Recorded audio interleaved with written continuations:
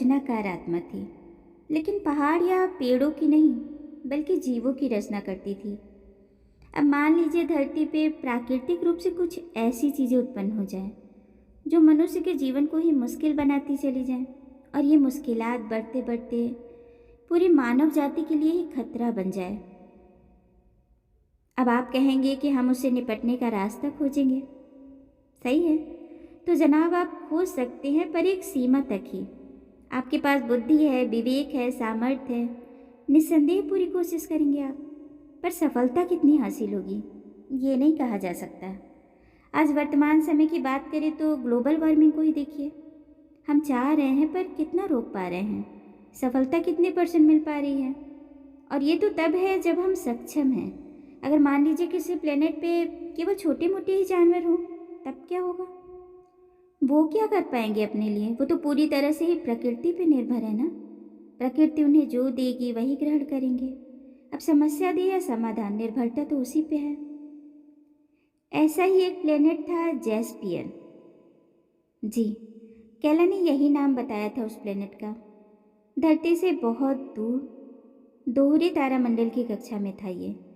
जैस्पियर के पास एक पीले रंग का गर्म तारा था और उससे काफ़ी दूर लाल रंग का एक बड़ा तारा भी था, जो दूर होने की वजह से थोड़ा धुंधला दिखाई दे रहा था।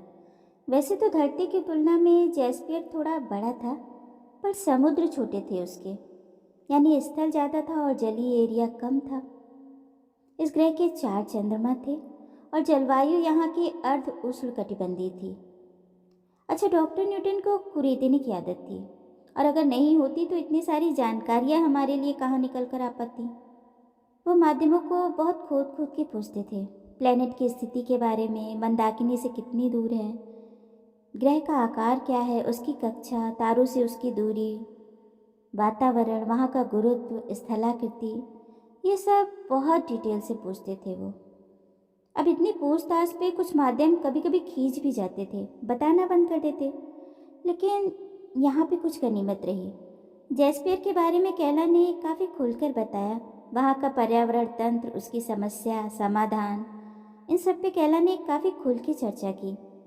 अब जो उस ग्रह की मूल समस्या थी, वहाँ के जानवरों के लिए थी।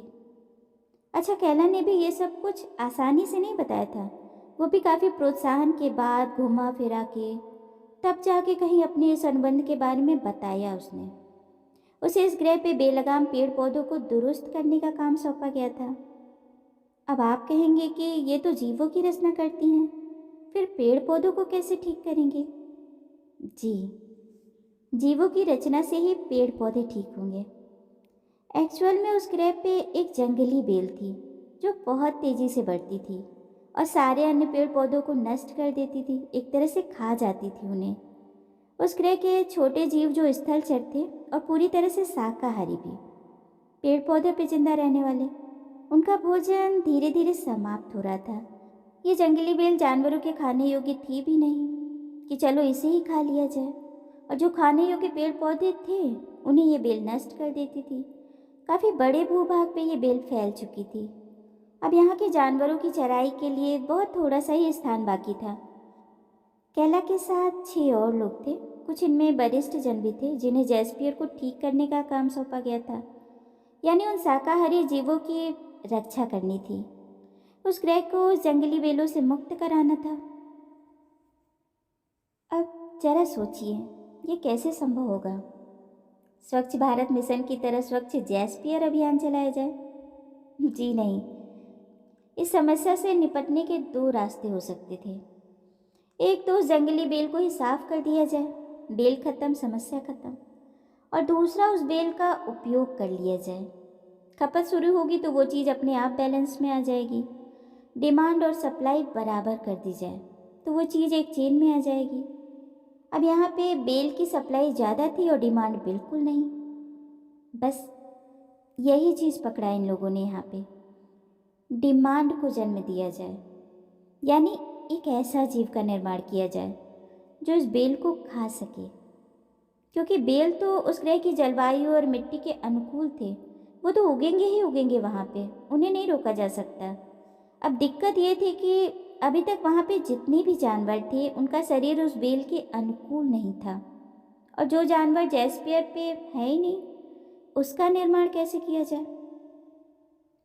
अब कैला का ग्रुप जो वहाँ पे गया था उसने क्या किया, वहाँ पे जो छोटे जीव थे 4 पैर वाले, उन्हीं के डीएनए में परिवर्तन शुरू कर दिया और साथ ही साथ उस छोटे जीव के आकार को भी बढ़ाते गए। इस काम के लिए उनकी टीम में 2 वरिष्ठ लोग भी थे जो इस काम में पारंगत थे, उन्होंने भी मदद की।